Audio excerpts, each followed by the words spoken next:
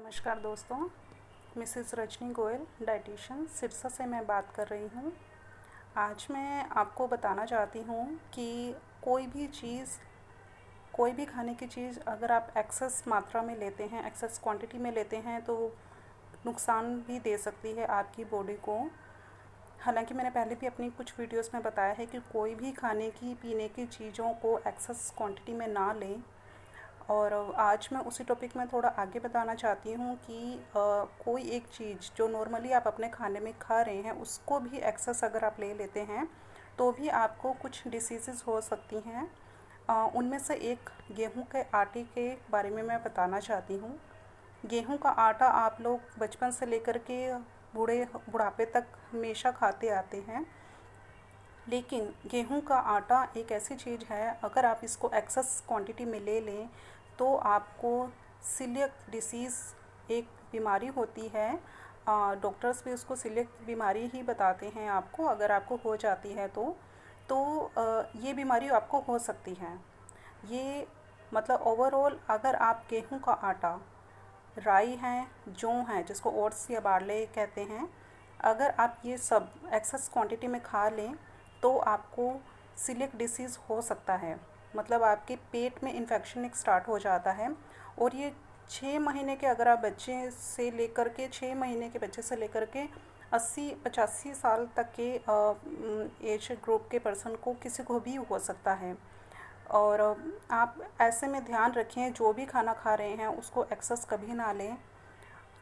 गेहूं का आटा तो एक होता ही ऐसे है कि आपको हर एक चीज़ में, आपको बिस्कुट हैं, आप ब्रेड खा रहे हैं, पास्ता खा रहे हैं, उसकी सेवियां बना के खा रहे हैं, उसका हलवा बना के खा रहे हैं, किसी भी आइटम में आप उसको नमकीन या मीठा किसी भी रूप में आप यूज़ कर रहे हैं गेहूं के आटे को, तो वो आपको ये बीमारी भी दे सकता है। और इसके कुछ सिम्टम्स ऐसे रह जाते हैं कि जैसे आपको पेट में सारा टाइम स्वेलिंग फील होगी, गैस जैसा फील होगा, पेन बना रहेगा, आपको एक कॉन्स्टिपेशन भी हो सकता है, कभी लूज़ मोशन की दिक्कत हो सकती है, आपका वेट भी बढ़ता जा सकता है उसकी वजह से। इम्यून सिस्टम पे बहुत ज़्यादा इफ़ेक्ट करता है ये डिसीज़। तो इम्यून सिस्टम पर आपका बहुत कमज़ोर होता जाता है मतलब इसकी वजह से।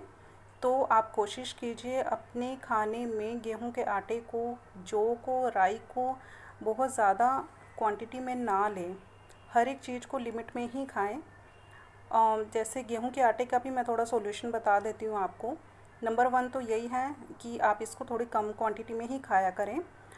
और सेकेंडली, अगर आप गेहूं का आटा खा रहे हैं, क्योंकि ये तो इंडिया में हम रह रहे हैं तो ऑब्वियसली गेहूं का आटा तो होता ही है यहाँ पे, ईज़िली अवेलेबल रहता है यहाँ पे, तो आप उसको तो खाएंगे ही। पर आप उसके साथ में, अगर आपको ये डिसीज़ आप नहीं चाहते हैं, ऑब्वियसली कोई नहीं चाहता आप में ये डिसीज़ ना हो, इसके लिए आप गेहूं के आटे के साथ कोई और आटा भी हमेशा मिक्स करें।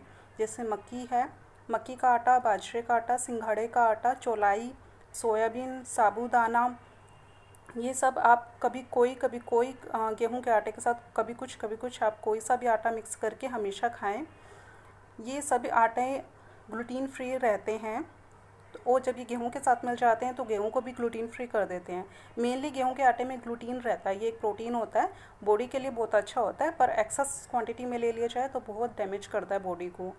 तो इसीलिए आप जब भी गेहूं के आटे की रोटी बनाएं, उसमें इन सभी आटे को, जो मैंने आपको ऑप्शंस दी हैं, इन सबको कभी कभी मिक्स करते रहा करें। ऑब्वियसली सर्दियाँ आती है तो आप बाजरे का है या मक्के का आटा तो उस कभी यूज़ करते ही होंगे अपने गेहूं के आटे के साथ, लेकिन ये गर्मियों के लिए भी हैं। गर्मियों में आप, जैसे मैंने आपको और भी ऑप्शंस दिए हैं, आप उनमें से भी ज़रूर यूज़ करें। सेकेंडली, लिक्विड आइटम्स ज़्यादा लें। अब तो वैसे ही गर्मियाँ हो चुकी हैं तो और भी कोशिश करें लिक्विड आइटम्स ज़्यादा लिया करें। थर्डली, आप बीन्स, मटर, डेयरी प्रोडक्ट्स ये ज़्यादा लें अपने खाने में। फोर्थ, आप मसाले अपने खाने में ज़रूर शामिल किया करें। बहुत से मसाले आते हैं मार्केट में, उन सब का कॉम्बिनेशन आप बना करके अपने खाने में ज़रूर यूज़ करें। नेक्स्ट है कि आप ऑयल पे ज़रूर ध्यान दिया करें। ओलिव ऑयल है, सूरजमुखी का ऑयल है, एंड नारियल तेल है। अभी जैसे गर्मियां हैं तो नारियल तेल बहुत ठंडा होता है, तो आप वो अपने खाने में ज़रूर यूज़ करें, आपको इजीली अवेलेबल हो जाएगा मार्केट में, तो आप वो लीजिए। ऑर्गेनिक कोकोनट ऑयल का ही यूज़ कीजिएगा। एंड अगर आप अपने बच्चों के लिए पास्ता सॉस वगैरह भी बनाते हैं, कहीं होते हैं तो वो मार्केट से परचेज़ करते हैं, पास्ता सॉस है, सैंडविच सॉस हैं, ये अगर कोई अपने घर में बनाता है तो आप उसमें कॉर्न स्टार्च आप यूज़ कीजिए, पोटैटो स्टार्च होती है वो यूज़ कीजिए इंस्टेड ऑफ गेहूं का आटा।